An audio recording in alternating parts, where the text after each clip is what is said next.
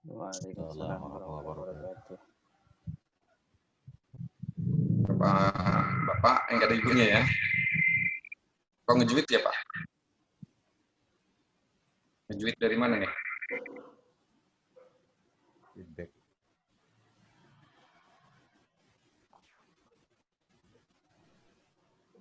Ya mata kuliah.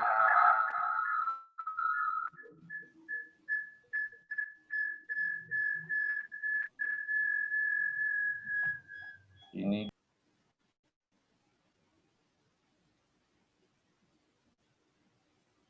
kita ke RPS Pak ya. RPS.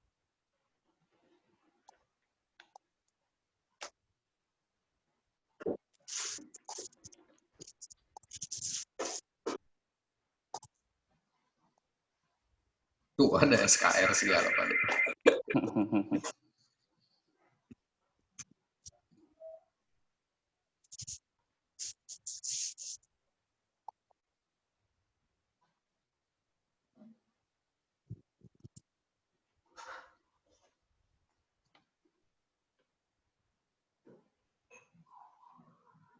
Ya, tim teaching dengan Pak Rektor ya Pak Profesor Fojul, saya dan Pak Muhammad Isom. Gayanya seperti ini RPS-nya Pak Oni.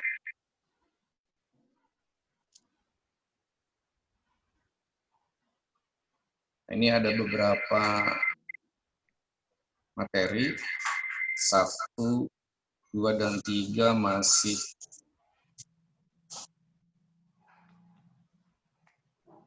masih pertemuan ya, yang dosen yang punya. Dan yang keempat, pertemuan keempat itu nanti ada presentasi. Tapi ini harus dimatiin aja ya.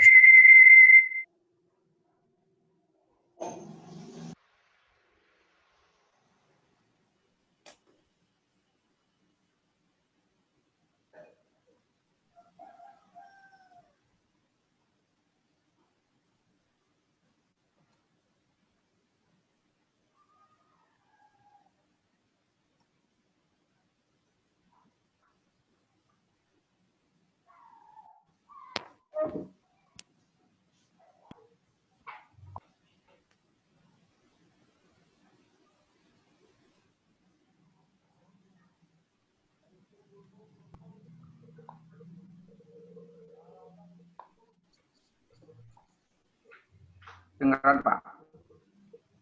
Bagus. Halo? Ya, ya. Kecil ya?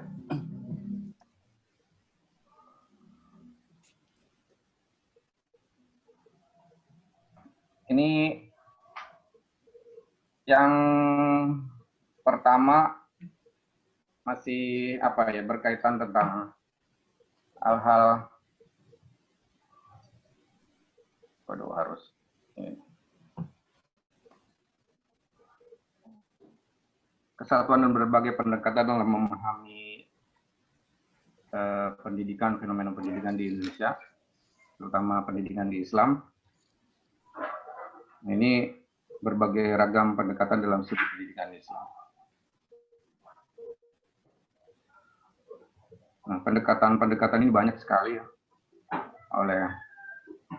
atau kita baca di berbagai literatur kita di ini, dan termasuk umpamanya transdisciplinary Islamic Studies ini sebenarnya pendekatan juga, pendekatan transdisciplinary Islamic Studies. Jadi mengaca pada mungkin sekarang gini, fenomena sekarang, nah apa tuh pendidikan Islam di Indonesia, dari mulai MD, MI, Sanawiyah, Aliyah. Nah, kira-kira itu ada masalah-masalah enggak ya? Ya, mungkin Pak Oni ini nanti mengeluarkan para sarjana untuk mengajar MI. Ada kalau menurut saya kan kalau nomenklatur nih Pak Tony ya, saya ngelihat nomenklatur PGMI itu pendidikan guru madrasah ibtidaiyah. Terus ketika pemerintah atau kabupaten provinsi membuka untuk CPNS di mana tuh Pak? Di SD. SD biasanya. Tapi tidak diterima itu kan. Mm-mm. Nah, bagi kita itu masalah. Tapi sisi lain kalau kita melihat nomenklatur PGMI gitu Pak. Pendidikan Guru Madrasah Ibtidaiyah. Nah, berbeda dengan nomenklatur yang Mendikbud mengeluarkan yaitu pendidikan guru SD, sekolah dasar. Walaupun sama-sama dasar, tapi nomenklatur secara harfiah itu berbeda sekali. Nah, sehingga kita tidak bisa masuk ke situ. Dari nomenklatur aja tidak bisa. Karena CPNS itu rigid sekali dengan aturan-aturan. Ada teman-teman yang akreditasinya ya sama, C lah, umpamanya tidak masuk kan. Nah, ini bagi Pak Oni ini, ya alumninya, sarjananya menjadi masalah. Nah, masalah-masalah ini apakah akan didekati? Bagaimana pendekatan-pendekatan untuk supaya diakomodir alumni-alumninya? Nah, hal ini menjadi problem bagi pendidikan Islam. Karena ada pemisahan kata nomenklatur yang sehingga ada kesempatan tidak bisa masuk. Nah, dari pihak pimpinan umpamanya fakultas dan rektorat kan sudah ya Pak Oni ya? Iya, sudah. Sudah sounding ke beberapa kabupaten dan provinsi. Namun hal ini masih sudah diterima belum itu? Ada nggak yang diterima anak-anak jadi CPNS alumni? Tergantung daerah sih Pak. Tergantung Daerah ya? kabupaten kota masing-masing. Ada yang provinsi gitu. Ada yang nerima, ada yang enggak gitu. Ya. Tergantung kabupaten ininya, kabupaten kotanya. Nah, ini jadi apa ya? Jadi masalah bagi kita, problem-problem itu seperti apa? Harus diusut sampai sejauh mungkin, sampai ke politis. Nah, nanti akhirnya ada nih Pak, Islamic, nah tentang politik Islamic Education and Independence Education in Indonesia. Ini politik. Bagaimana kita mendekati supaya anak-anak kita diterima di apa namanya, di sebagai CPNS, mungkin kan pendekatannya politik. Gitu. Ada juga pendekatan budaya. Pendekatan apa lagi kira-kira? Ya, budaya, keterkaitan budaya di Banten, ya tentunya Islam sangat dekat. Dan politiknya mungkin para alumni sebenarnya banyak yang jadi politikus. Nah, ini mungkin harus mengedepankan politik juga, Pak. Ini permasalahan-masalahnya. Salah satunya. Nah, selanjutnya, saya pengen pendekatan sejarah dalam pendidikan Islam ini, yang pertemuan keempat dan kelima. Ada berapa ini nih? 2. Jadi dapat 2 nggak ini, Pak? 1, 2, 3, 4, 5, 6, 7, 8, 9, 10. 1-1 ya? Jadi lebih 2. Maksudnya bikin makalah tiap pertemuan. Nanti di pertemuan keempat, Pak. Makalahnya biar ada di sini nih, Pak. Ada di, nah ini Pak, di poin 8. Nah, biar Pak Oni juga dapat nilai nanti dimasukkan dalam jurnal akreditasi atau reputasi. Tentunya saya ikut ya Pak Oni ya di situ. Siap. Nebeng. Siap Pak Wib. Nah, mungkin Pak Oni lebih tahu nanti submit pada jurnal akreditasi untuk jurnal atau makalah-makalah yang ditulis masuk pada jurnal. Ya, jurnal di kita juga yang terakreditasi nggak apa-apa. Nah, ini Pak, nanti bikin makalahnya sesuai di sistematika atau template jurnal OJS, Pak. Pak Oni yang ngurusin OJS nih. Yang bagaimana nih teman-temannya mungkin dikasih tahu cara sistematika penulisan jurnal, bikin makalah, atau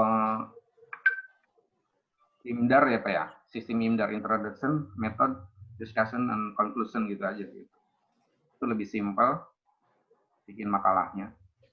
Ada judul, abstrak, dan beberapa permasalahan, terus kemudian metode, terus diskusi, konklusi. Sebenarnya udah cukup segitu aja. Atau juga mungkin ini kan ada beberapa buku-buku ini di resensi gitu. The Working Quran Islamic Education. Saya punya ini, nanti tinggal di share aja. Atau juga banyak di, kalau Bapak mau nyari di Z Library itu, tiap hari 5 buku gratis. Di download di situ. Ya Bapak ini siap ya. Minggu keempat, ini mungkin bisa presentasi. Tinggal pembagiannya, silakan Pak. Gitu. Awalan Pak Oni dulu Pak. Ya. Yang awal Pak Oni dulu sebagai contoh. Awal Pak Oni silakan. Pendekatan sejarah dalam pendidikan Islam. Ini bukunya ada 2. Mau bikin makalah. Ya saya sih pengen makalah bapak-bapak itu submit di jurnal gitu, pengen submit di jurnal. Ada hasilnya. Kalau penelitian yang ada anggarannya itu kan harus submit gitu. Nah ini perkuliahan juga harus submit. Nanti ada keuntungan tersendiri mungkin bagi bapak-bapak, bagi saya juga. Gitu. Nanti nebeng Pak Heroni ya, nama saya nebeng gitu. Siap Pak Wib. Nah ini pendekatan sejarah dalam pendidikan Islam. Ada Karl Stenring, pesantren, madrasah, sekolah, pendidikan Islam dalam kurun modern. Terus kemudian The Rudolf YRC, The Working Quran, Islamic Education. Ini ada bukunya di saya. Tinggal nanti saya kasih ke Pak Oni atau ke Pak yang lain lah. Ya Bapak, untuk pertama nih, siapa? Pak Oni siap? Yang mana Pak Wib? 4 dan 5. 4 dan 5 berarti bukan minggu depan kan ya? Gimana Pak Pak? Ujang ya? Bukan minggu depan ya? Di pertemuan keempat ya, Pak Dokter ya. Iya, kan kita harus bagi-bagi juga tuh Jadi, dengan mata kuliah lain. 3 minggu kemudian. 3 minggu kemudian. Nah, ini Pak Oni mas siap ya. cukuplah mungkin Pak Oni untuk siap-siap bikin ini. Terus yang kedua siapa? Boleh saya, boleh. Pak Ujang. Iya. Kredit pesantren ya, studi pandangan hidup kiai dan visinya mengenai masa depan Indonesia. Ini tulisan saya, disertasi juga tentang pesantren.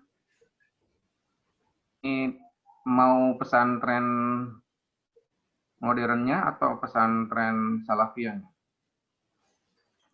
Sebaiknya menurut Pak Dokter gimana? Nah, dua-duanya Pak. Oke. Salafiyahnya. Kalau saya sih lebih fokus ke salafiyah karena ngebahas kitab-kitab tentang magic Pak ya. Bahas tentang magic. Jadi magic di pesantren itu luar biasa Pak. Ya magic di sini sih bukan magic istidor Pak ya, tapi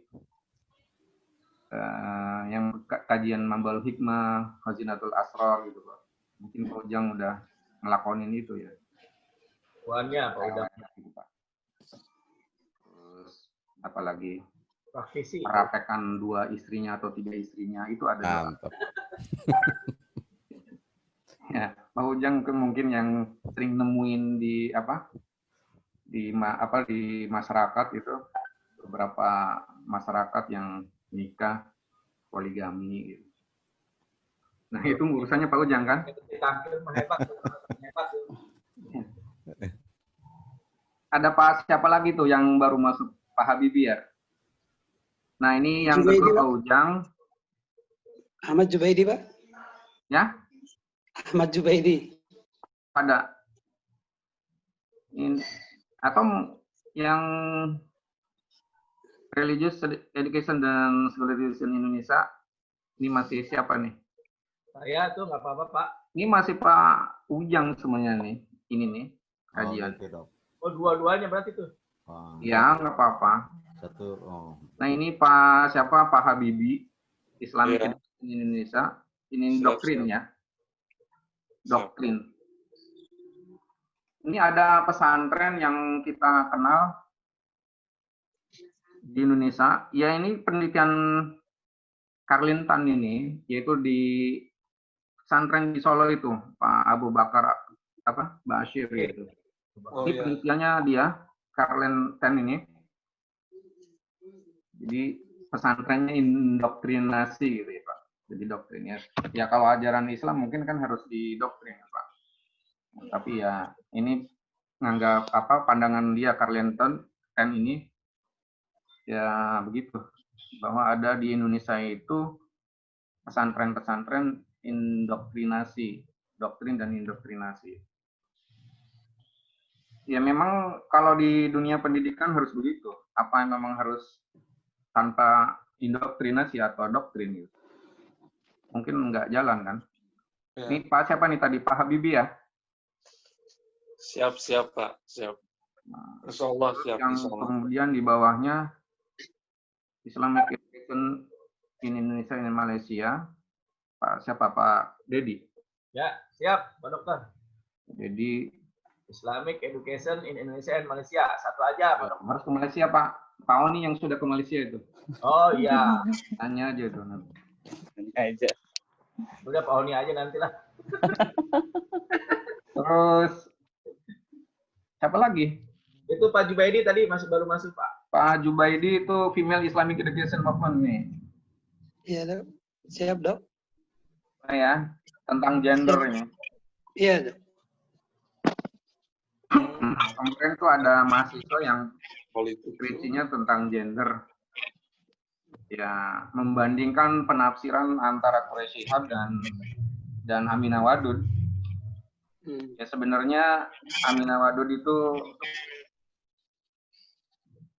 apa ya, sensasi aja sih sebenarnya. Dia pengen apa menjadi imam, di belakangnya makmumnya laki-laki. Nah, itu aja sensasi. Jadi dia pengen peran dan Iya. apa eksistensi wanita perempuan dengan laki-laki dia pengen sama gitu. Nah, tetapi ya Aminah Wadud ini ya kebablasan.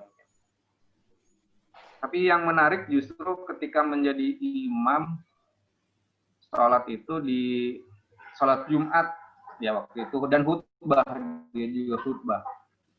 Dia khutbah. Tapi di pengalaman saya dulu, saya di masjid itu ikut sholat Jumat perempuan. Nenek saya ikut sholat Jumat. Nah, sholat Jumatnya pun itu masjid dibagi dua, dibelah dua. Kalau dibelah dua kan, kalau kita ngaji di pesantren itu dibagi dua kan Pak ya, ruangan dibagi dua, sama kayak gitu. Nah itu seperti itu.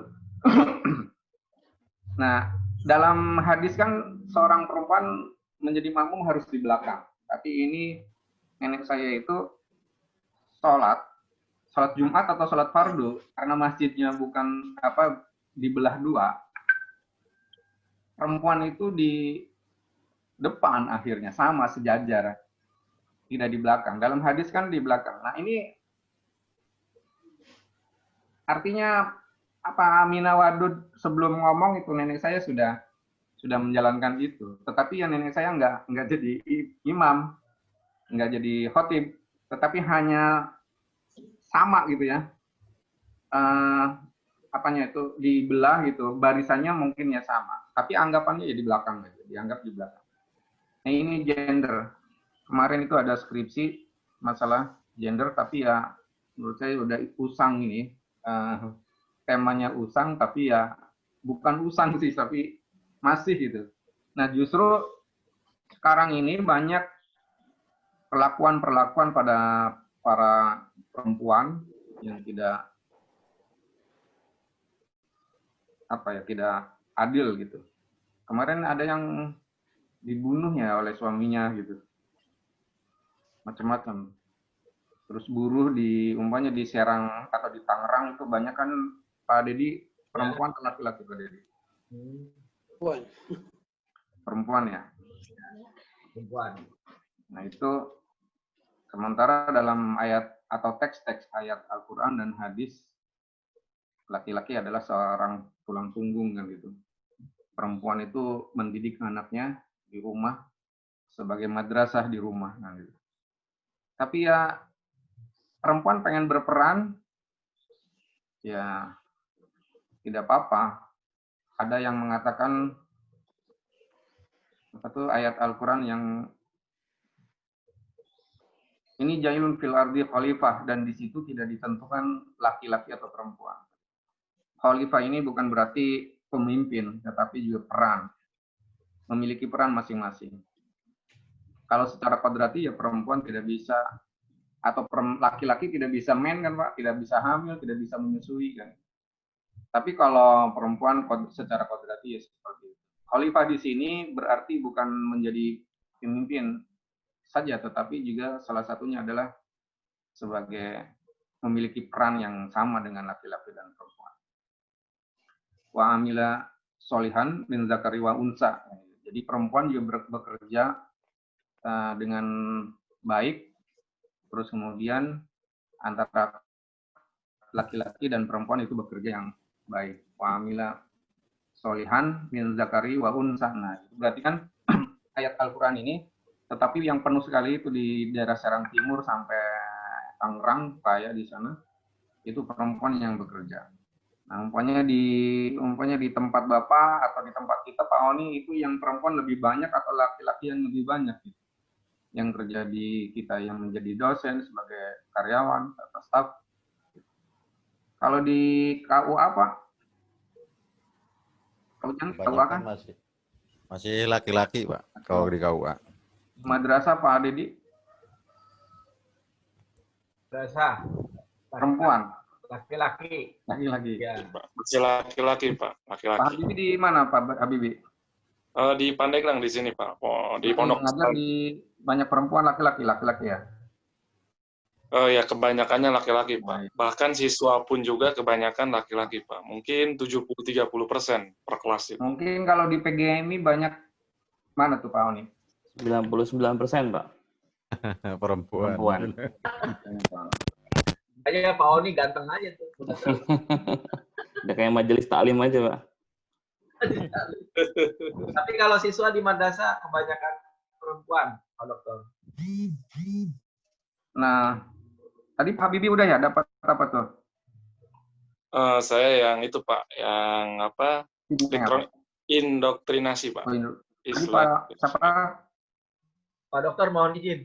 Itu kan ada 10 ya.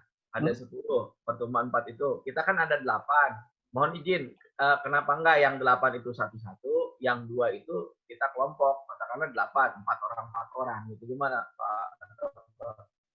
Yang ini. Kan 4 orang Pak. itu kan ada 8 orang kita.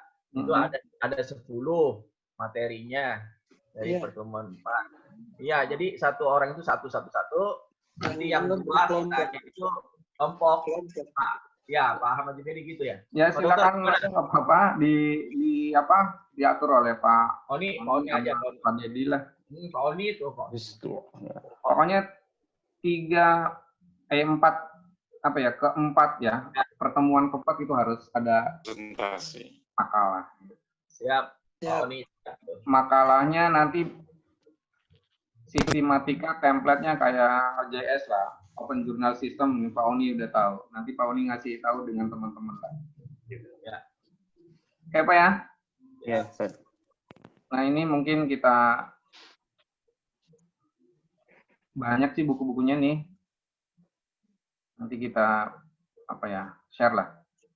Kita ke ini sedikit Pak ya, sedikit ke materi. Kita stop yang ini. Pak Yayan, Sofyan, orang mana Pak Yayan?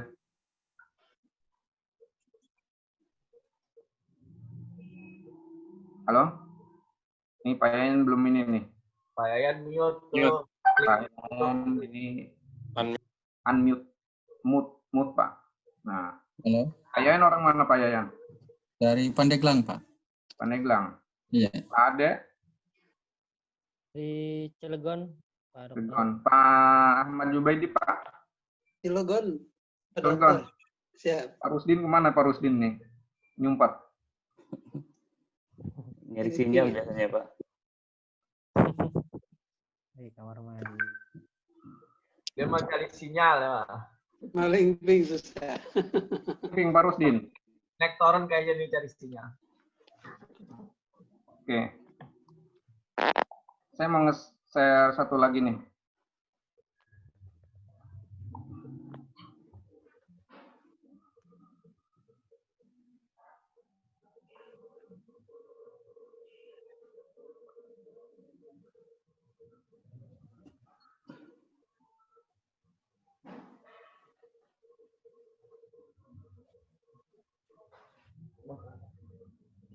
Jadi kuliah daring itu kayak gimana ya? Kemarin juga kayaknya anak-anak SI itu lesu gitu. Tapi jangan lesu Pak ya. Semangat. Insya Allah Pak Dokter. Ini tim teaching kita, nomor HP-nya silakan Bapak Pak. Ini Pak Hisom juga ada nih. Kalau Pak Oni sudah punya, HP saya udah punya. Gitu. Kalau mau dicatat mah enggak.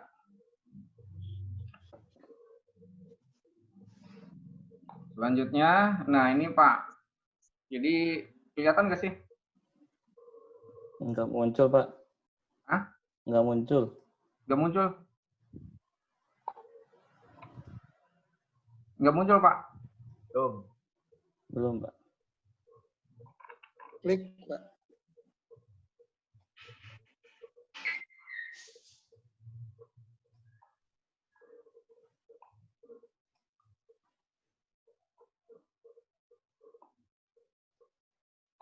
Nggak muncul?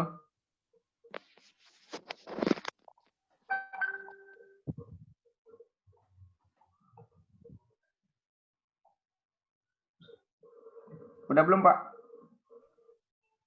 Baru ininya apa yang tadi file explorer-nya itu doang. Oh gitu.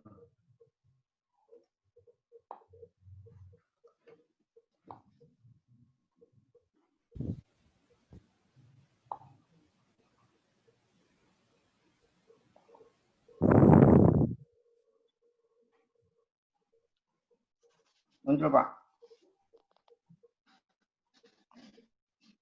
Udah muncul belum? Belum. Belum ya?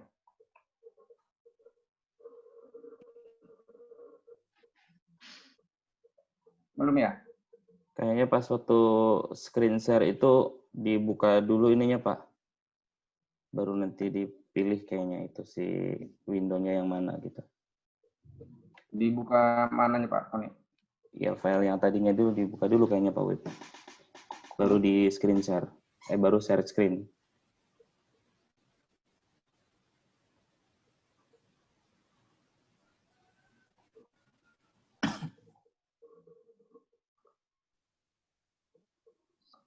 Scan, Pak? Belum ya?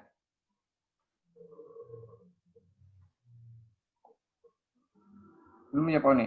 Belum, Pak.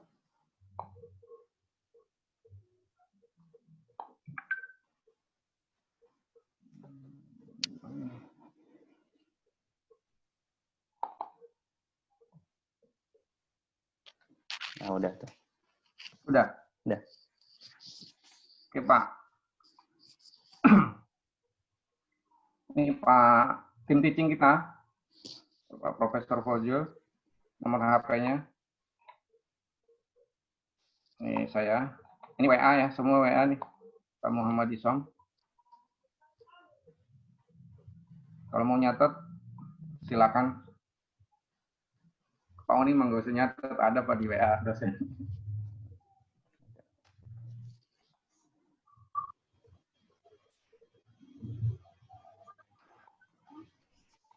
Email ya, belum ya? Nanti deh email mah.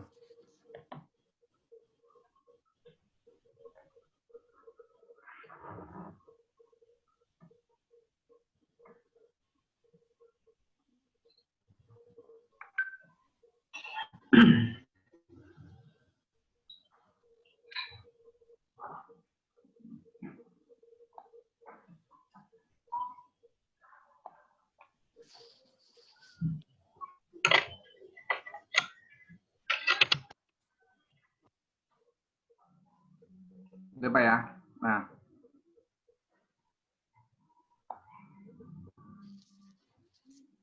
jadi transdisciplinary kajian Islam itu ya mungkin adanya problematika keilmuan yang dapat ditelaah. Jadi ada problem-problem, permasalahan-permasalahan di suatu keilmuan atau disiplin ilmu. Nah, ditelaah berdasarkan perspektif atau pendekatan tertentu. Nah, sisi lain untuk dapat melihat secara utuh, paradigmatik dan komprehensif, maka sebuah konsep keilmuan memerlukan telaah dari berbagai perspektif. Sama juga ini sebenarnya. Kata-kata ini dengan yang di bawah hampir sama. Nah, jadi problem atau masalah-masalah di dunia pendidikan Islam itu sangat-sangat banyak menurut kita, terutama di madrasah. Madrasah ini karena enggak otonom, jadi tidak diperhatikan oleh pemerintah daerah. Kalau SD, SMP, SMA, SMK, apalagi sekarang SMK, itu sudah ditangani oleh provinsi ya. SMK, SMA ditangani oleh provinsi. Jadi benar-benar si tanda kutip ya mungkin ada yang katanya sih sejahtera gurunya. Nah, tapi bagaimana dengan madrasah aliyah? Karena masih di pusat ditangani. Nah, permasalahan-permasalahan itu salah satunya. Selanjutnya, jadi memahami suatu persoalan tidak cukup hanya dengan pendekatan satu ilmu, melainkan juga harus melibatkan berbagai ilmu, lintas disiplin ilmu secara sinergis, ya, transdisciplinary sinergi. Nah, persoalan-persoalan yang menimpa dunia pendidikan Islam harus didekati, dipahami, dan ditelaah dengan pendekatan transdisipliner. Diperoleh pandangan yang pragmatik dan komprehensif. Nah, inilah yang dimaksud dengan pendidikan Islam transdisipliner. Nah, jadi sebuah konsep ilmu, nih, umpamanya ilmu, ini pendekatan. Kayak tadi kita umpamanya pendidikan Islam, kita ke paling bawah nih.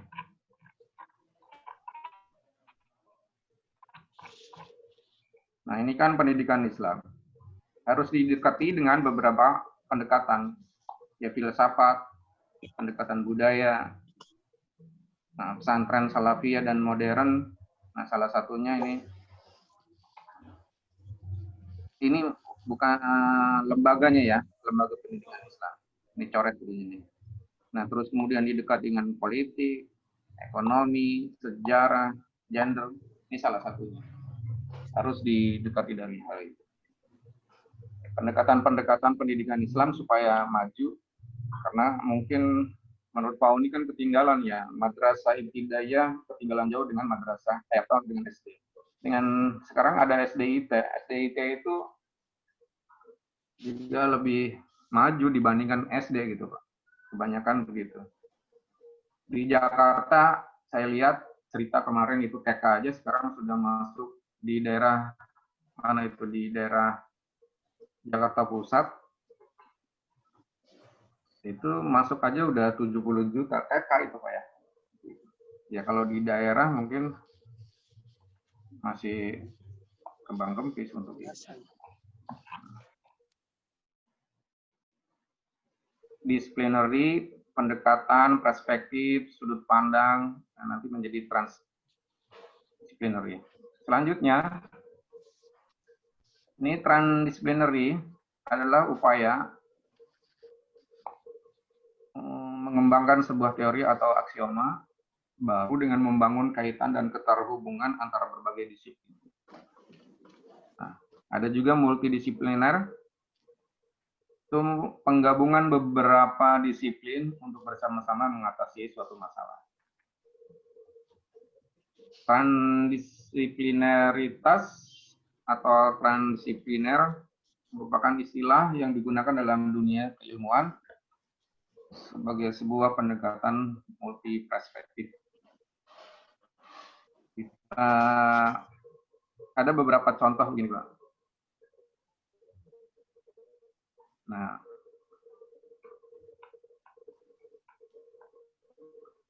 Nah, ini disiplin nih, Pak. Disiplin ilmu, sebuah disiplin ilmu. Dokter dengan dokter, itu satu ya. Dokter gitu. Kalau umpamanya Pak siapa tadi, Pak Ujang itu S1 manajemen, Pak ya. S2 manajemen, S3 manajemen. Itu multi atau trans atau disiplin itu, Pak? Halo? Disiplin. Ya. Jadi satu orang atau Pak Oni itu S1-nya apa, Pak Oni? Statistik ya? Matematika. Matematika, S2? Matematika juga. Matematika, S3 ini. Nah, kira-kira udah masuk ke multi atau apa? Nah, sekarang multi. Multi itu dokter dengan dokter hewan. Tapi belum terintegrasi. Belum terintegrasi, masih terpisah-pisah. Nah, berarti masih multi nih ya, Pak Oni masih multi. Kalau saya itu disiplin, berarti pengkajian Islam dari S1, S2, S3 itu disiplin, tapi konsentrasi pada sosiologi, antropologi. S2, S3-nya. Sudah multi sih, tapi ya masih mendekati disiplin. Selanjutnya interdisipliner. Ini ada dokter hewan, dan ilmuwan. Kalau ilmuwannya mungkin seorang saintis kimia atau yang matematika umpamanya gitu. Nah, ini sudah interdisiplin. Nah, ini contoh interdisiplin. Terintegrasi dan interaktif. Nah, ini Pak Oni umpamanya matematika, terus kemudian manajemen pendidikan. Nah, ini Pak Oni juga harus nanti ke depan itu harus lebih banyak karya-karyanya itu kepada manajemen, Pak. Nanti untuk guru besar itu harus dilihat di paling akhir, gitu. Pendidikan yang paling akhir. Kalau saya S1 itu tafsir hadis, S2 juga pengkajian Islam, S3 pengkajian Islam, tapi sosiologi, antropologi. Nah, itu lebih tulisan saya lebih kepada sosiologi, antropologi. Nah, dokter hewan dan ilmuwan ini disebut interdisipliner. Lebih terintegrasi dan interaktif. Jadi ada beberapa ilmu, saintis kimia mungkin di kedokteran hewan atau dokter itu juga dibutuhkan beberapa ilmuwan saintis umpamanya kimia.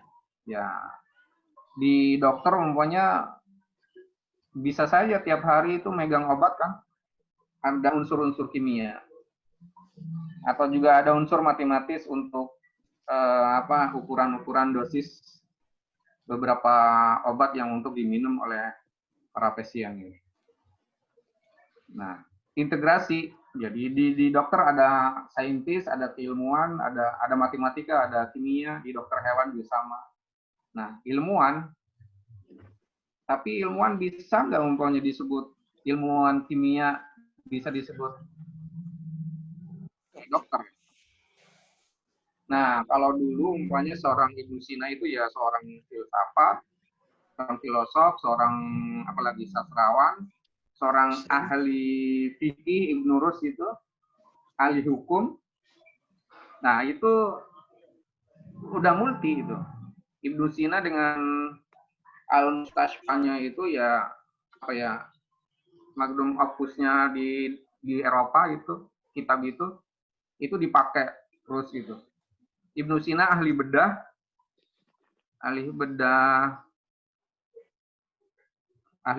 terus dokter, seorang sastrawan, seorang hukum, seorang filosof. Nah, ini sudah multidisipliner atau transdisipliner, bukan multi. Nah, ini beberapa contoh, Pak ya, yang tadi disiplin karena satu ilmuwan, satu ilmu saja yang dikemukakan, yang dia miliki. Nah, kedua ini dokter dan dokter hewan. Ini belum terintegrasi. Yang ketiga ini interdisipliner, dokter, dokter hewan, dan ilmuwan. Nah, baru ini Pak, ini transdisipliner, dokter, dokter hewan, ilmuwan, ekonom, dan pengacara umpamanya. Ada pengacara. Yang meleburkan beberapa disiplin yang jadi holistik, jadi beberapa ilmuwan masuk di sini. Kenapa ini ekonom bisa masuk ke sini? Karena untuk menjadi dokter ya harus ada ekonomi, terus dia praktek di rumah sakit, harus ada ekonomi gitu ya. Dokter hewan juga untuk membeli peralatan-peralatan itu harus dengan ekonomi. Dan pengacara mungkin ada kasus-kasus ya ditangani oleh pengacara. Nah, ini transdisipliner kayaknya.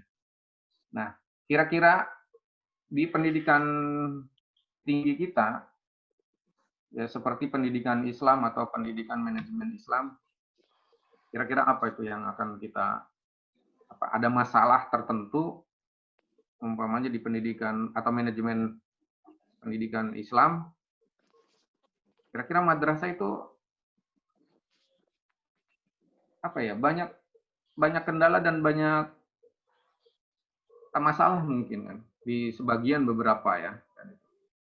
Kita mungkin dicari masalahnya, terus kemudian kita dicari solusinya. Dokter, umpamanya sarjana manajemen, ekonomi, terus kemudian para ahli manajemennya, terus kemudian apalagi umpamanya untuk membenahi sekolah secara manajemen yang baik. Itu seperti apa? Kira-kira ya kalau umpamanya dianggap madrasah ada masalah umpamanya secara manajemen, ya mungkin cari solusinya melalui transdisipliner ini. Oke Pak. Nah, esensi transdisipliner itu merujukan pada pelibatan beragam ahli ya, dan masyarakat. Atau mungkin nanti seperti madrasah membutuhkan para ahli manajemen untuk masalahnya. Nah, yang saya ingat gini Pak, ada teman dosen juga yang sudah resign, yang BLU itu Pak. Itu dia karena bikin pondok, dan ada Ustadz Hadiin juga sama seperti diungkapkan, katakan sebelum membuat sebuah madrasah, nah lokasi, maka kita harus membutuhkan arsitektur Pak, atau juga apa itu Pak? Ini yang set plan untuk menempatkan lokasi madrasah ini, gitu. Itu harus set plan, itu harus memanggil para ahli. Ya, salah satunya arsitek untuk bangunannya seperti apa. Tapi untuk menentukan set plan itu, tempatnya di sini loh, yang bagus gitu, supaya nanti rapi gitu. Dan itu ada di Malingping, ya dosen itu Pondok Pesantren Fathul Qulub itu, dia memanggil para arsitek, terus kemudian untuk menempatkan lokasi ini harus sesuai kan itu dengan kontur tanah. Dan ketika membangun, asal tidak berdiri bangunan gitu. Itu luar biasa pesantren itu. Termasuk umpamanya kita lihat Darul Qalam 3 itu membangun sebuah lokasi gedung itu luar biasa. Kayak kita ngelihat di Eropa aja kan gitu. Padahal saya belum ke Eropa gitu. Ya ngelihat di YouTube lah kan gitu umpamanya. Jadi rapi gitu. Nah, itu dari segi desain. Nah, pesantren itu membutuhkan, nah di sini membutuhkan para arsitek atau menempatkan suatu set plan itu ininya arsitektur juga ya. Bisa di arsitek juga bisa. Yang disebut ilmuannya. Nah, selanjutnya esensi transdisipliner itu untuk pemecahan masalah ya. Tadi umpamanya masalah supaya madrasah ini enak dipandang ketika masuk, lokasinya itu membutuhkan seorang arsitek.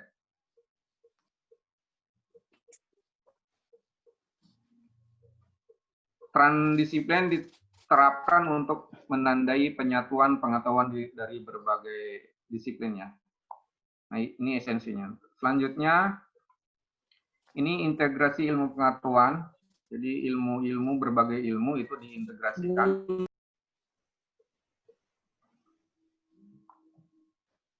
Diintegrasikan di satu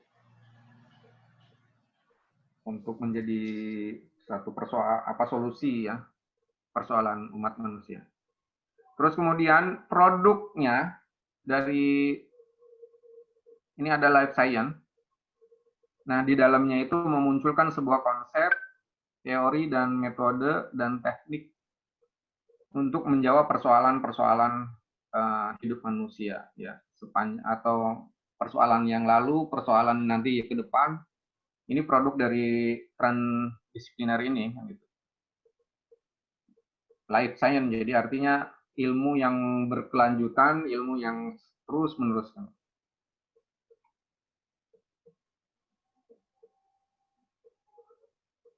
Dalam transdisiplin dalam pendidikan Islam ini ada suatu pengembangan kurikulum di pendidikan Islam.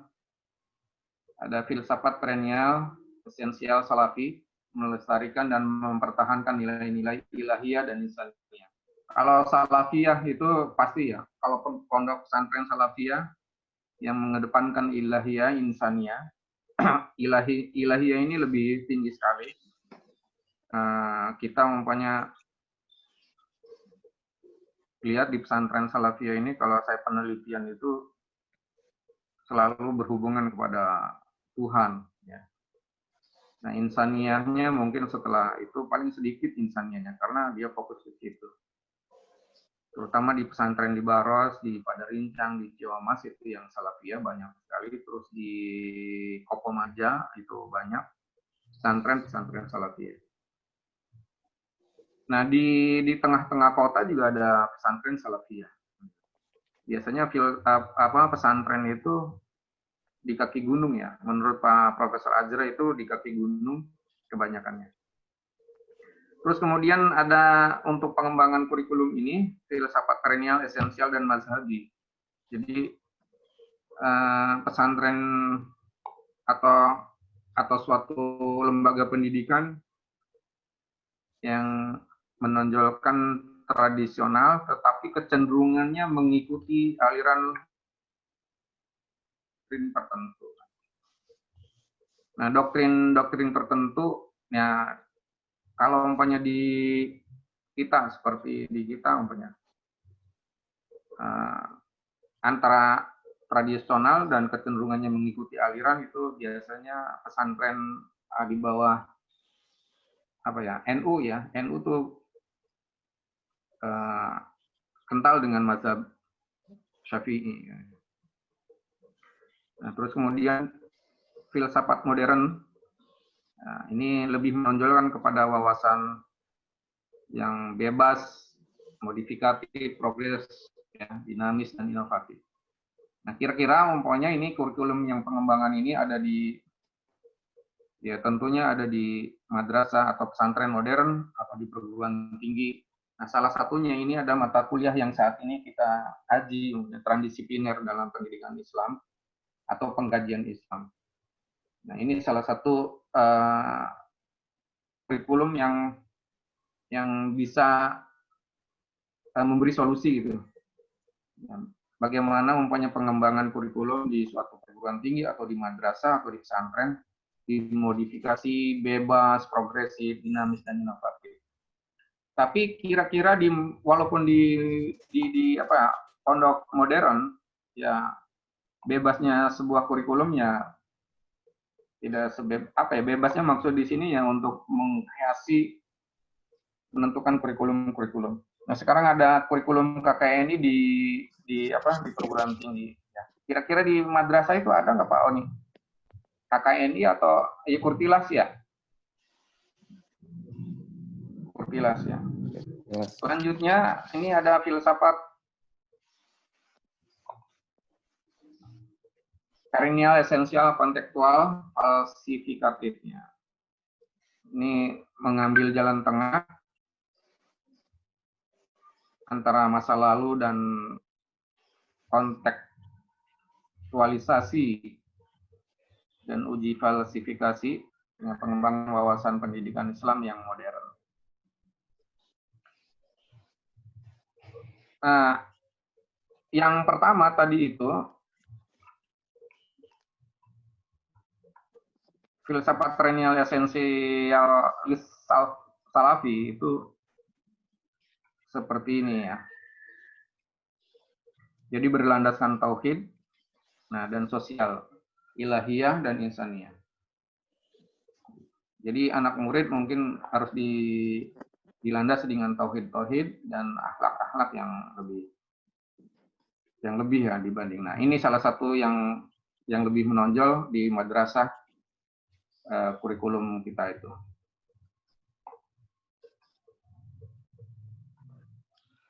Jadi intinya kurikulum yang ada di madrasah ini apa ya istilahnya dibudayakan di setiap saat pada anak didik kita dan guru-guru di pendidikan Islam, termasuk di perguruan tinggi. KKNI itu mungkin di perguruan tinggi ya kalau tidak sering rubah-rubah memang bagus juga itu Pak. Demikian Bapak, kita apa ya discuss aja umpamanya perkuliahan ini sampai jam berapa Pak? Oke, sampai jam berapa Pak nih? Di jadwal sih sampai jam berapa? 10.30 ya? 10.30.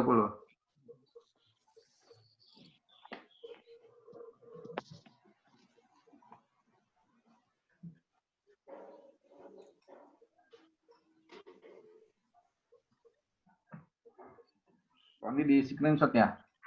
Direkam, Mbak. Direkam ya? Oh iya. Pak, siapa-siapa nih? Udah lengkap nih, Pak. Udah lengkap ya? Pak Rusdin, di mana Pak Rusdin? Pak Rusdin di Malingping, Pak. Di mana? Tutup nih. Pak Rusdin orang mana Pak Rusdin?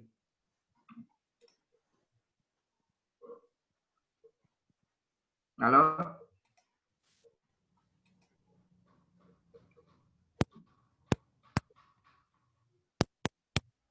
Kita discuss aja Pak. Silakan Pak.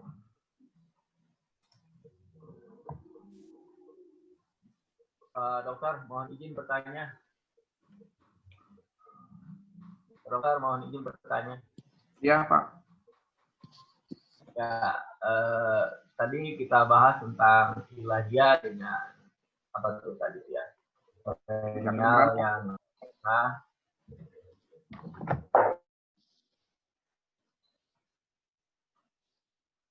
menjadi masalah dalam sebuah pesantren yang include di dalamnya adalah pendidikan umum. Katakanlah ada nama kiainya Kiai Haironi misalkan. Beliau membangun pesantren, tapi di dalamnya itu ada pendidikan yang memang joinnya dengan Kementerian Pendidikan, gitu loh. Nah, itu bisa masuk ke pendidikan Islam atau tidak, Pak Dokter? Gitu. Ini apa sih? Suaranya kurang jelas ya. Ulangi Pak. Ini pesantren. Ya. Pesantren. Pesantren itu ternyata di dalamnya mereka membuka sekolah umum. Oh iya. SMP, SMA atau SD. Malahan madrasahnya tidak ada, gitu loh. Madrasahnya tidak ada. Apakah itu disebut dengan pendidikan Islam juga? Kalau kita bicara tentang manajemen pendidikan Islam. Terima kasih Pak Dokter. Kalau pesantren ada izinnya kan? Ada. Berarti, nah itu multi ya Pak? Apa? intra ya. Ya, interdisipliner gitu berarti kan. Karena ada dua pendekatan, Pak. Jadi mungkin kiainya ada juga yang aliyahnya ada, Pak, sanawiyahnya ada, buka SMP dan SMA. Nggak tahu pragmatis, nggak tahu apa kan gitu. Karena memang ya tadi itu kalau pragmatis secara otonomi madrasah tidak diotonomkan. Tetapi kalau SD diotonomkan. Jadi bantuan itu lebih cepat kan. Kalau dipusatkan madrasah itu wah jedogan, Pak, dapat bantuan itu jedogan. Nah, makanya ketika ngebangun pesantren di dalamnya ada sekolah umum, itu para kiai itu biasanya dapat bantuan dari otonomi daerahnya itu melalui pesantrennya, Pak, bukan sekolahnya. Kebanyakan sih kan gitu. Tapi walaupun ada, ya paling bantuan-bantuan itu masuk ke pesantrennya. Walaupun pesantren juga dipusatkan kan, izin harus dipusatkan pesantrennya. Anak saya aja nih ya di pondok, umpamanya ininya mau pondok, tapi di sekolahnya di SMP, ada SMP-nya. Ya seperti di Darko ada kan sekarang SMA dan SMP. Bukan sanawiyah dan aliyah di Darko 3 itu. Kita contoh seperti itu. Nah, apakah ini trans atau inter menurut ya? Menurut kita karena ada dua pendekatan, Pak, di situ. Itu, Pak.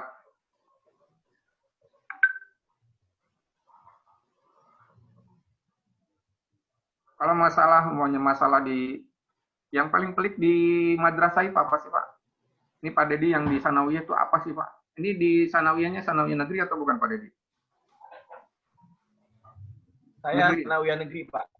Negeri. Ada nggak, Pak, permasalahan-permasalahannya gitu di madrasah itu? Di kita aja banyak, Pak. Ya, Pak Uni ya. Namanya juga menyelenggarakan lembaga itu ya pastilah karena tidak sendiri tapi banyak orang. Ya, seperti yang dibahas di Komisi 8 kemarin tentang agama kan, bahwa pertama bos kita kan dipangkas. Per siswa itu Rp100.000. Masalah ya. Itu masalah. Kemudian yang kedua, kita tidak pernah dibantu oleh seperti yang Pak Dokter katakan, tidak dibantu oleh pemerintahan daerah. Padahal kita mencerdaskan daerah tersebut. Kami di Rajek itu terus terang, Rajek itu sekarang MTS Negeri 1 itu sebagai tujuan, sudah menjadi tujuan dan pilihan. Justru sekolah-sekolah negeri itu kalah oleh kita. Makanya kita punya siswa-siswa yang kompetitif. Kalau juara-juara itu dari madrasah justru. Cuman masalahnya kita lari ke budgeting. Kita itu kalah dengan mereka. Mereka itu bangunannya luar biasa, bantuannya luar biasa. Kami hanya beberapa. Tahu sendirilah Pak Dokter tentang Kementerian Agama. Seperti UIN lah, nggak beda jauh. Terima kasih, Dok. Ya, sebenarnya ya bantuan-bantuan kan banyak. Tapi justru juga para siswanya di madrasah itu memiliki tingkat kepintaran lah, sematnya itu luar biasa, Pak. Di Kota Serang itu, di Mandua itu, atau sanawiyah Kota Serang itu, anak-anak para dosen, berisik ya, anak para karena di dapur, Pak, anak dosen, anak para pengusaha itu malah memasukkan berlomba-lomba dulu masuk ke sanawiyah, Pak, sanawiyah negeri dan sanawiyah aliyah negeri favorit gitu. Di Kota Serang umpamanya sanawiyah 1 Kota Serang. Di Bayangkara itu yang aliyahnya di Mandua nih. Di istrinya Pak Oni ada di situ. Anak saya di situ. Nah, ini banyak yang memberi prestasi dan membawa nama daerah tentunya. Sampai-sampai di madrasah swasta juga lomba matematika itu, Pak, di di yayasan kami di Darussalam Pipitan itu sampai nasional Pak, lomba matematika olimpiade. Nah ini kan membawa ini, tapi ya sumbangsi dari ini juga seret gitu Pak. Nah solusi mungkin kan tadi itu politis, kita sering audiensi gitu. Nah kemarin saya kedatangan tamu dari UAI, Universitas Al-Azhar Indonesia. Nah, dia bercerita tentang mahasiswa Lipia yang dari Tiongkok, Pak. Dari Tiongkok, muslimah, gitu. Karena di Arabnya beasiswanya di-cut sampai 2 tahun saja, terus kemudian nyari-nyari sampai ke UIN Jakarta nggak nerima. Nah, akhirnya yang menyambut itu adalah UAI, Universitas Al-Azhar Indonesia.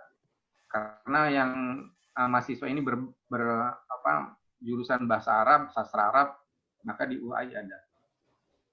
Nah, otomatis UAI ini karena awalnya dia dibiayai oleh Lipia, terus kemudian dia mencari pembiayaan, Pak. Dan ternyata itu dibiayai oleh PLN, Pak, pusat. Dengan kerjasama UAI dengan PLN. Dia dibiayai full sampai selesai. Malah ada 50 seat untuk di UAI itu. Nah, kita ini banyak perusahaan-perusahaan. Di Tangerang mungkin Pak Dedi banyak perusahaan-perusahaan. Mungkin anak-anak sanawiyah itu bapak ibunya yang kerjanya di pabrik kan, di sana kan, di perusahaan-perusahaan itu. Nah, mungkin bisa aja kepala sekolah audiensi kan gitu Pak ya, untuk pembiayaan. Karena kalau mungkin di daerah itu agak di pemerintah daerah nggak kebagian mungkin Pak untuk sanawiyahnya kan.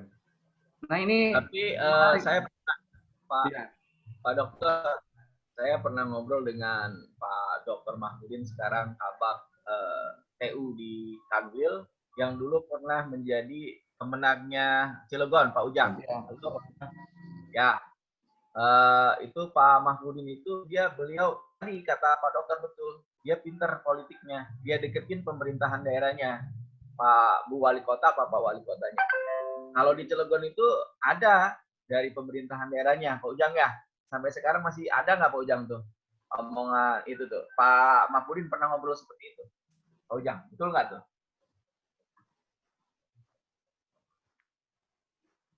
Ya mungkin masih ada ya di daerah-daerah tertentu juga. Di Cilegon, Basnas Cilegon itu untuk mahasiswa UIN itu untuk beasiswa ada Pak.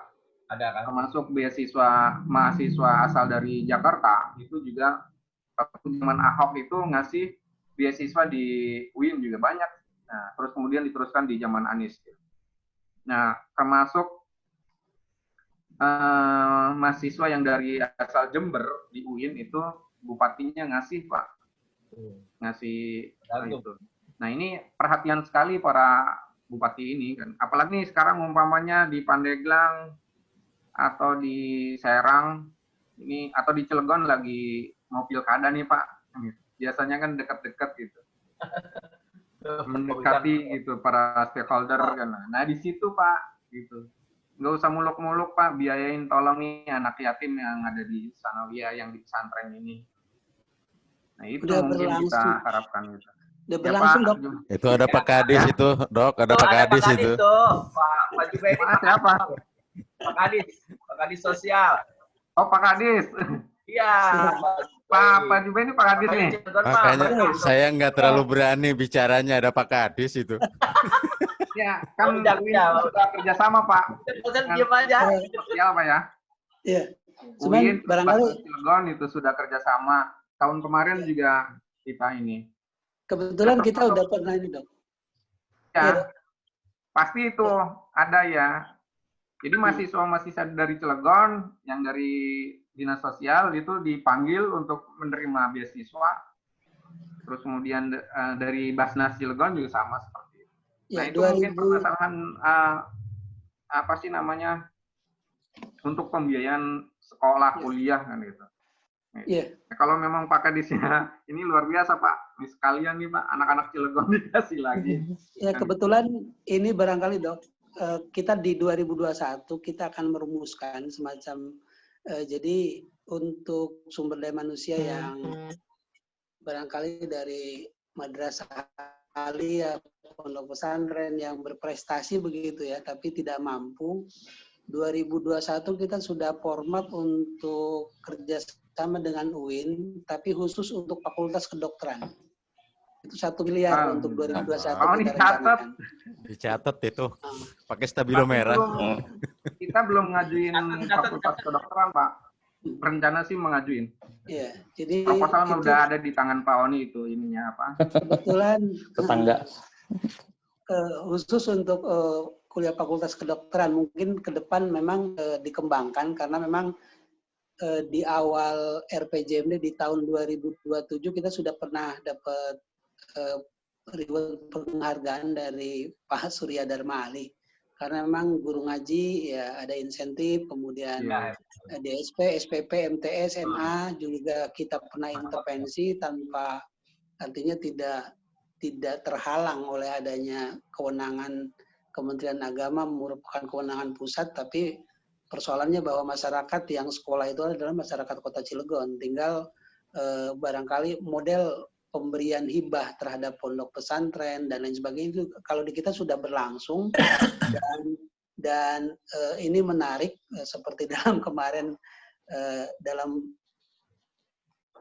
kaitan dengan rencana proposal disertasi juga saya tertarik untuk bagaimana sinergi pentahelix ini Dok, artinya beberapa katakanlah bukan saja pemerintah, kemudian CSR-nya perusahaan begitu, dan juga nanti peran media gitu dalam rangka bagaimana mendongkrak percepatan untuk kemajuan kualitas pendidikan karena bukan saja formal, non formal dan informal juga di Kota Cilegon yang pendidikan agama dan keagamaan ini ya mungkin perlu menjadi model supaya pemerintah daerah lain juga bisa melakukan hal yang serupa begitu, tidak ada alasan bahwa Kementerian Agama merupakan kewenangan pusat.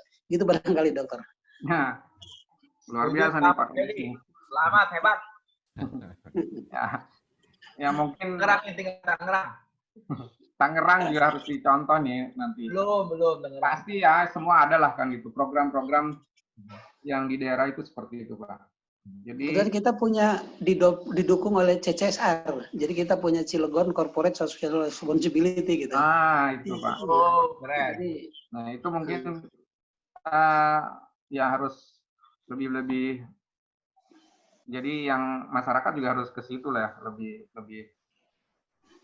mendekati corporate itu Pak. Nah, kemarin juga rencananya itu kan Pak Dekan itu Profesor Udi Mufwadi itu bagaimana Pak Wib kita ke fakultas ini langsung ke corporate gitu.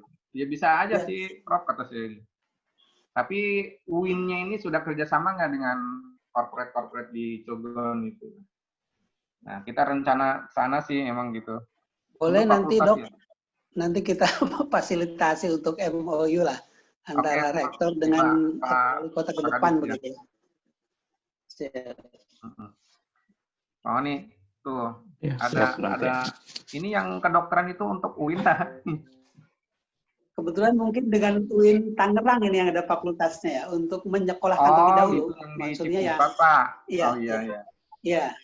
Artinya semacam beasiswa, tapi nanti begitu lulus kan kita punya RSUD, nanti kita rekrut. Iya Pak. Iya lebih spesifik ya begitu ya. Kita belum punya kedokteran sih Pak Oni. Maka Pak Oni harus cepat itu kedokterannya Pak Oni. Ya. Kalau Pak Ujang di ini kita ke ini ya dunia pendidikan sudah. Mungkin di Pak Ujang kan di penyuluh Pak ya. Betul. Nah, di KUA-nya atau di mananya, Pak Ujang?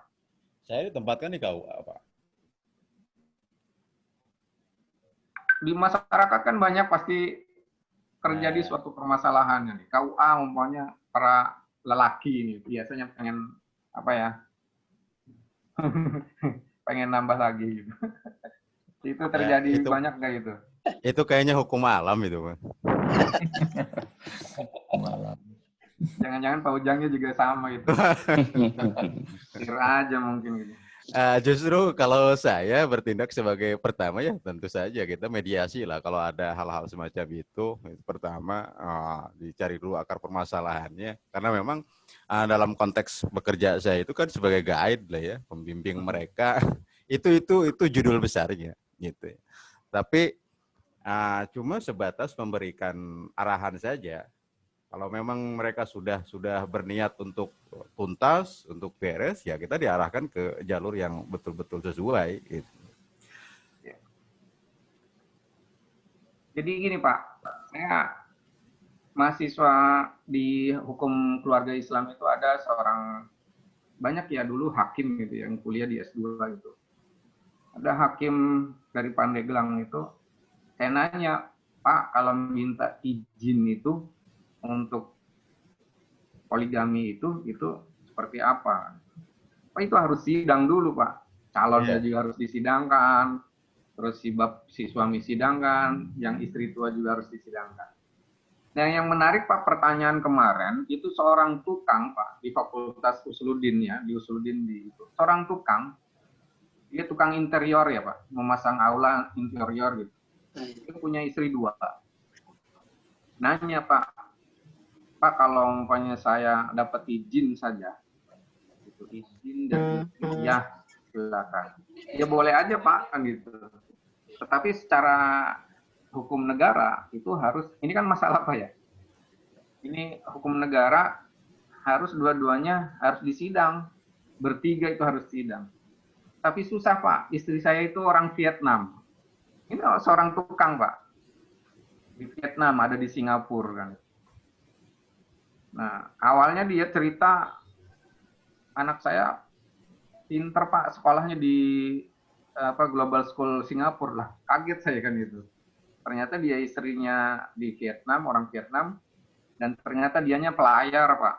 Orang pelayar, jadi pulang apa namanya, 6 bulan di darat, 6 bulan di lautan. Itu luar biasa itu Pak. Nah, jadi dia bercerita begitu, bagaimana Pak, saya ini diteruskan atau enggak? Nah Bapak sekarang nikah itu nikah apa Pak? Nikah duda atau nikah perjaka? Duda Pak. Oh duda, dianggap duda itu. Jadi dia dapat kartu apa, sertifikat, akte. Gitu. Nah ini permasalahan di apa ya? Banyaklah di masyarakat yang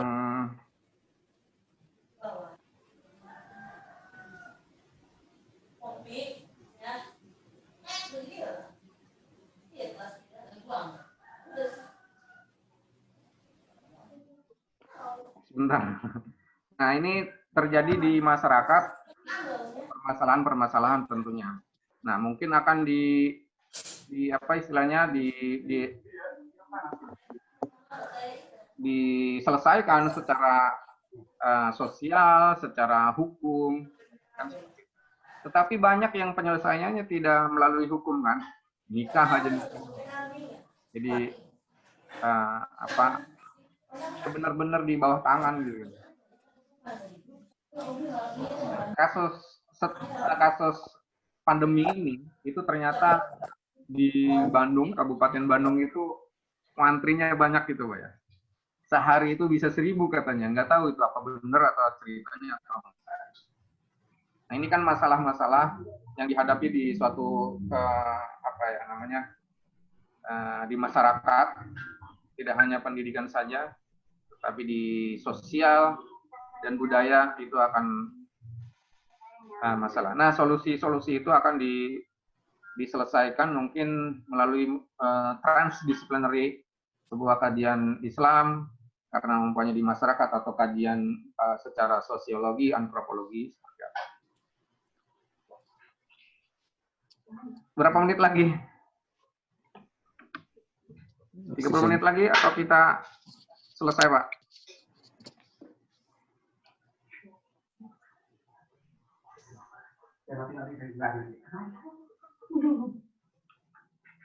Tinggal Pak Dokter, tinggal penguatan tugas tadi. Pak Oni mungkin yang bakal membaginya. yang tugas tadi yang Bapak share itu materi-materinya, Bapak share itu tema-temanya. Itu mungkin dikirim ke Pak Oni, nanti Pak Oni yang membaginya. Ya, nanti Pak, saya buku-buku Pak Oni kirim email ya. Ya, Pak Web. Oke, Pak. Saya ke WA nanti.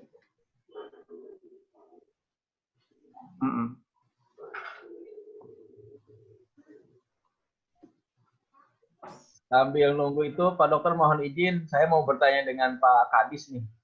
Iya, Pak Mangga. Pak Kadis, itu gimana sisinya? Biasanya kan orang-orang Pemda itu beralasan itu melanggar regulasi katanya. Karena Kementerian Agama itu sentralisasi, jadi tidak otonom. Makanya untuk Pemda itu kalau ngasih sesuatu itu ya kena regulasi katanya. Betul nggak ya seperti itu? Iya. Pak. Paling ya mungkin kaitan barangkali dengan kebijakan otonomi begitu. Di dalam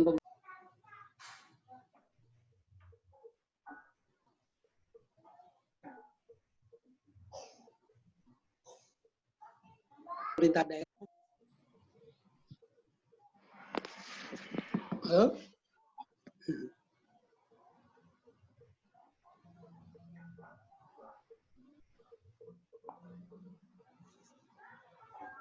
Ada suaranya, Pak.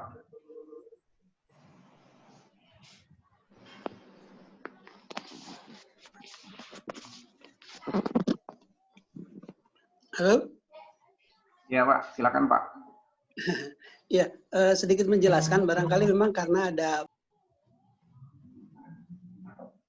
belanja yang kemudian terhadap yayasan-yayasan itu kan kita dilakukan secara online. Jadi untuk permohonan e-hibah bansos itu diajukan kepada kita gitu. Karena memang dulu juga pada tahun 2029 itu kita memang memberikan kontribusi berupa DSP dan SPP kepada MTS dan Madrasah Aliyah gitu. Jadi untuk dengan formulasi yang ada diberikan, kemudian juga dengan acuan yang penting itu tertuang dulu dalam RPJMD atau masing-masing pemerintah daerah sebagai payung untuk kebijakan penganggaran itu diberikan. Tapi kalau kaitan dengan guru-guru katakanlah madrasah, guru-guru yayasan yang itu non negeri, itu sudah berlangsung pemberian semacam insentif kepada mereka itu berlangsung dari mulai tahun 2005 itu sudah berlangsung. Di samping itu karena ada kebijakan misalkan untuk guru-guru ngaji, katakanlah untuk yang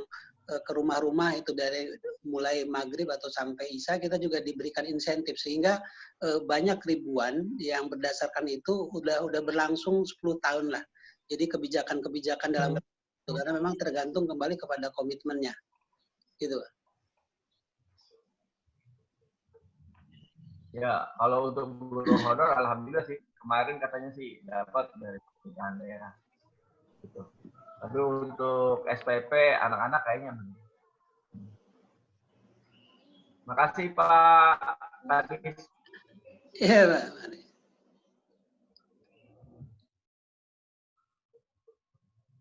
Kira-kira ada apa Pak? Kira-kira ada permasalahan yang yang pelik di dunia pendidikan, Pak? Selain ini apalagi nih tentang tadi Pak Dedi itu, tapi kan nggak jadi itu Pak, nggak jadi dikurangin itu yang 100.000 itu Pak, bos itu nggak jadi. Kasihan Pak. Di mahasiswa itu mendapatkan berapa ya kuota itu? Pada laporan ke saya,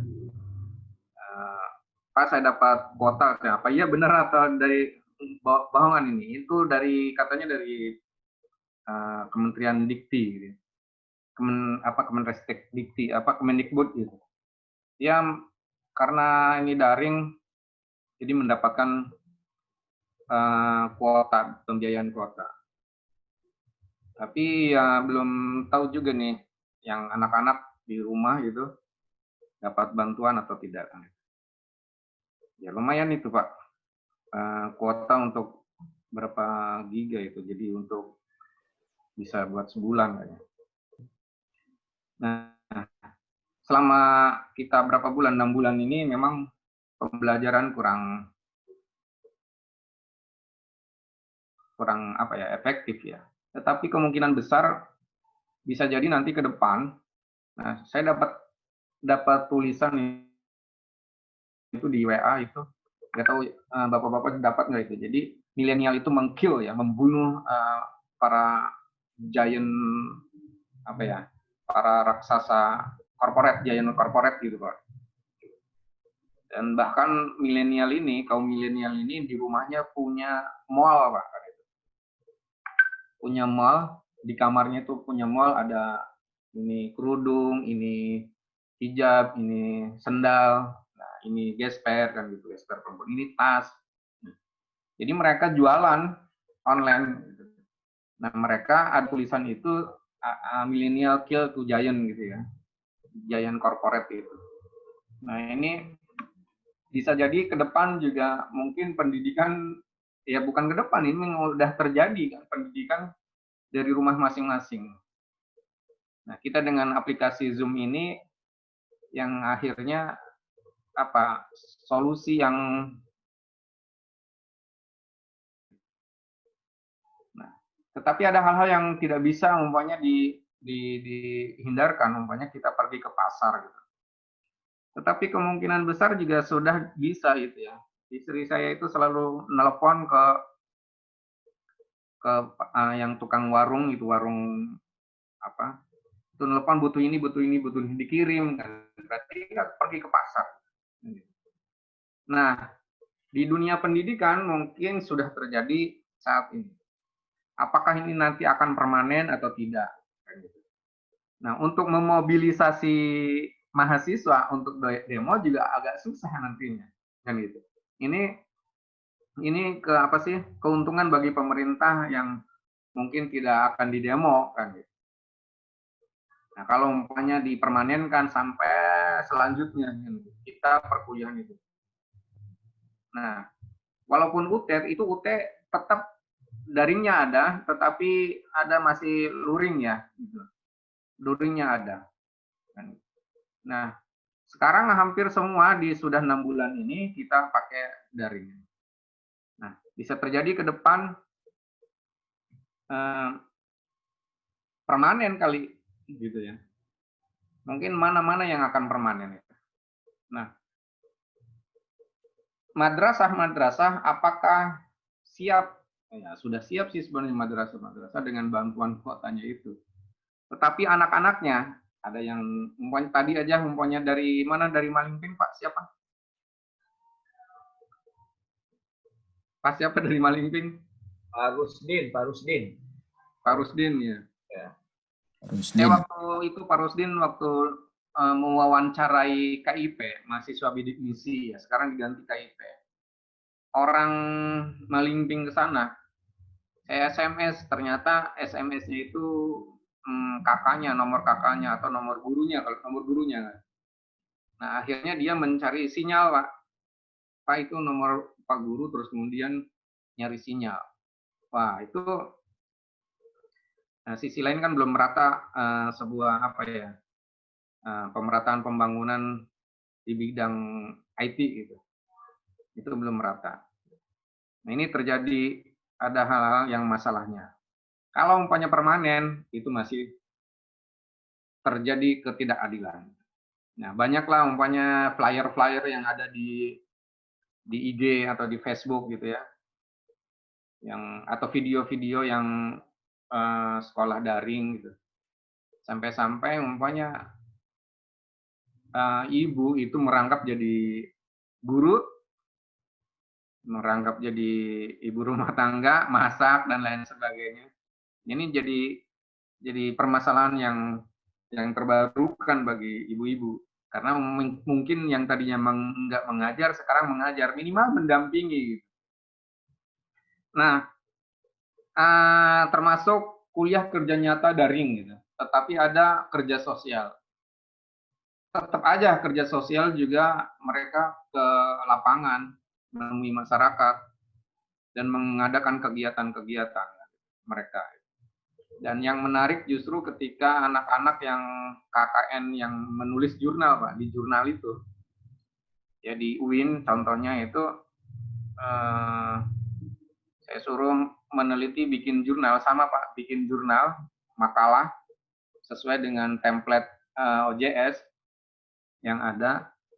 Itu mereka meneliti pendampingan orang tua dalam pembelajaran daring ya bagi ibu-ibu gitu. Kan ditemui, akhirnya banyak yang ditemui itu banyak stres ibu-ibunya karena tidak memiliki background pendidikan. Jadi akhirnya stres ibu-ibu. Oke, Bapak Ibu sekalian, ibunya, Bapak-bapak, ibunya nggak ada. Kita gimana Pak? Sudah mendekati, tapi kita udah muncul itu jam 8 kurang Pak ya, Pak Dedi ya? Iya. Gitu. Apa kita cukupkan? Boleh Dok, cukup. Cukup ya, mungkin Pak Kadis juga mau ini. Ada rapat kebetulan. Rapat PSBB. Iya Pak, oke Pak. PSBB Kota Tanda Cilegon. tangan Pak Kadis. Tanda tangan di itu ya. Ada nggak tanda tangan ringnya? Ada, justru daftar hadirnya di siapa Pak? Ada data daringnya, oke Pak. Oke, kita akhiri saja. Kita baca hamdalah bersama-sama. Alhamdulillah. Mohon maaf apabila ada kesalahan. Assalamualaikum warahmatullahi wabarakatuh. Waalaikumsalam warahmatullahi wabarakatuh.